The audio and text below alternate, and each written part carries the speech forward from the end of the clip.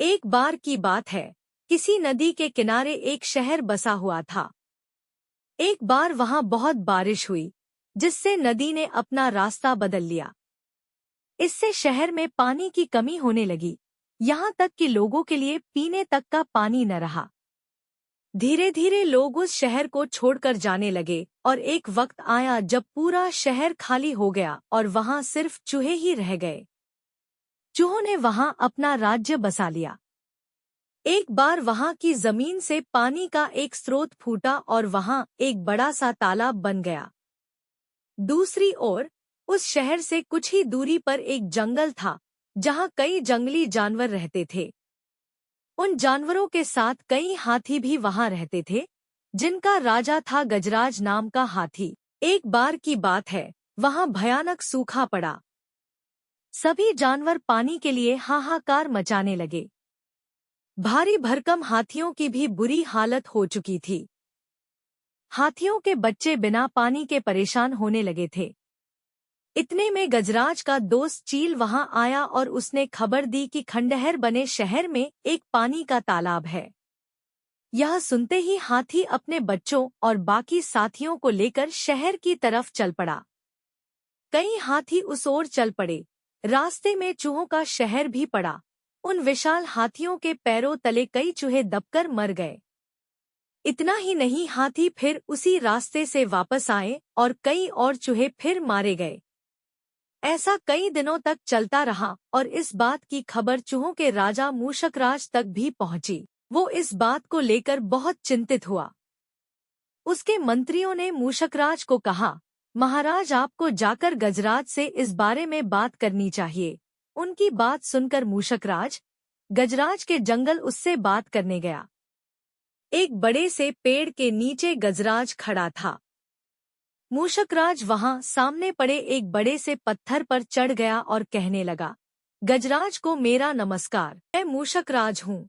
मैं उस खंडहर बने शहर में अपनी प्रजा के साथ रहता हूँ। हाथी को मूषकराज की बात ठीक से सुनाई नहीं दे रही थी। वो थोड़ा नीचे झुका और चूहे की तरफ अपने कान करके बोला, हे नन्हे प्राणी, आप कुछ कह रहे थे, क्या आप फिर से कहेंगे?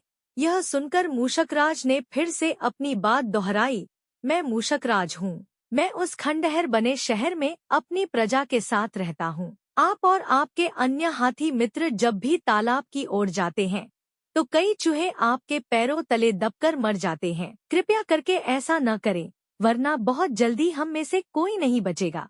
यह सुनने के बाद गजराज दुखी होकर बोला, मुझे पता ही नहीं था कि हम इतना बुरा कर रहे थे। हम तालाब तक जाने के लिए कोई और रास्ता ढूंढेंगे। यह सुनते ही चूहा बहुत खुश हुआ और बोला, गजराज, आपने मुझ जैसे छोटे से प्राणी की बात सुनी। मैं आपका आभारी हूँ।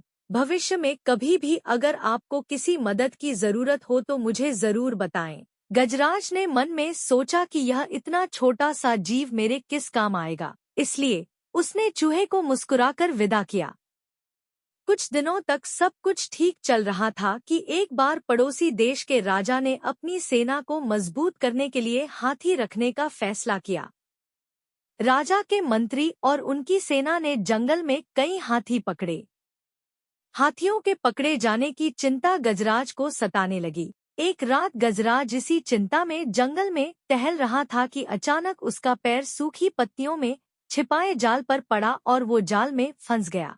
हाथी जोर जोर से चिंघाड़ने लगा, लेकिन कोई उसकी मदद के लिए नहीं आया। इसी बीच एक भैंस ने हाथी की आवाज सुनी। वो गजराज का बहुत आदर सम्मान करता था, क्योंकि एक बार गजराज ने भैंस को गड्ढे से निकालकर उसकी जान बचाई थी। गजराज को जाल में फंसा देख वो बहुत चिंतित हुआ और बोलने लगा, गजराज, मैं आपकी मदद के लिए क्या करूं? गजराज ने कहा, तुम जल्दी से जाकर उस खंडहर शहर में रहने वाले मूषकराज को मेरी खबर दो। गजराज की बात सुनकर भैंस दौड़ता हुआ मूषकराज के पास गया और उसे सारा हाल बताया। मूषकराज ने जैसे ही यह बात सुनी, वो अपने कई सैनिकों को लेकर भैंस की पीठ पर बैठ गया और गजराज के पास पहुंचा। फिर चूहों ने मिलकर जाल को काटा और गजराज आजाद हो गया। इसके बाद गजराज ने मूषकराज को धन्यवाद कहा। सभी खुशी खुशी रहने लगे। गजराज और मूषकराज की दोस्ती भी गहरी हो गई।